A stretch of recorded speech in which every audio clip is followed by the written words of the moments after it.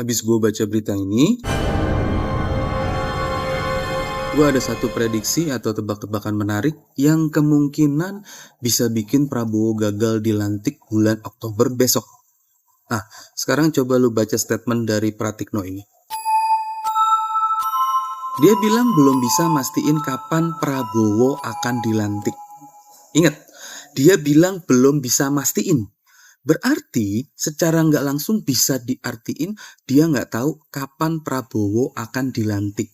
Bukan bilang nggak tahu di mana Prabowo akan dilantik. Itu aneh.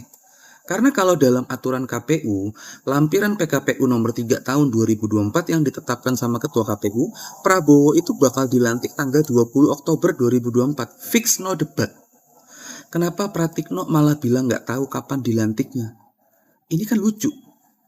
Gue nggak tahu apakah ini emang strateginya Pak Lurah yang nekat pengen nambah episode atau cuman suatu kebetulan doang. Ini adalah Jakarta. Dulu dia adalah ibu kota. Dengan disahkan RUU DKJ oleh Jokowi, berarti statusnya Jakarta sebagai ibu kota udah dicabut. Oke, paham ya?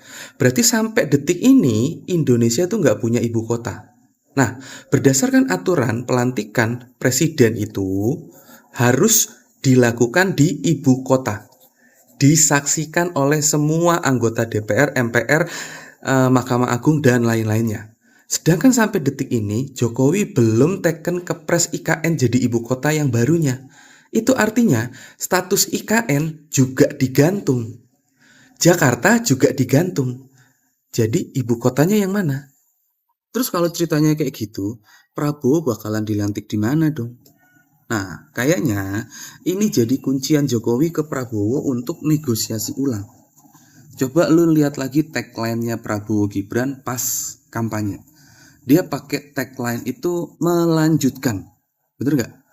Bahkan sampai dipasangin sama anaknya Jokowi. Dan digaungkan para bucin juga sama. Prabowo akan melanjutkan program-programnya Jokowi. Jadi bisa diartikan kalau Prabowo adalah tangan kanannya Jokowi sebagai calon yang akan dikasih tongkat estafet keberlanjutan. Dan bahasa kasar dari tagline melanjutkan itu sebenarnya kalau menurut gue adalah mau jadi boneka. Nah, after kelar Pilpres, kayaknya Prabowo and the gang ngeluarin sinyal gak mau jadi bonekanya Jokowi. Mereka punya target sendiri. Dan kayaknya sinyal itu ditangkap sama Jokowi dan mungkin ada bentuk negosiasi ulangnya tuh kayak begini. Kalau lu nggak mau dijadiin boneka, ya lu nggak bakalan dilantik dan gue lanjut jadi 3 periode. Terus tebak-tebakan gue tentang kemungkinan Pak Lurah mau nekat 3 episode ini diperkuat dengan berita ini. Karena untuk memuluskan jalan Jokowi naik 3 periode itu harus amandemen Undang-Undang 1945. Kan itu namanya ngerubah aturan dari maksimal dari 2 periode jadi 3 periode dan seterusnya. Nah, sebagai penutupnya, tebak-tebakan gue ini bakalan terbukti atau tidak ya tinggal tunggu waktu. Kan sekarang udah bulan Agustus, tinggal 2 bulan lagi sebelum pelantikan.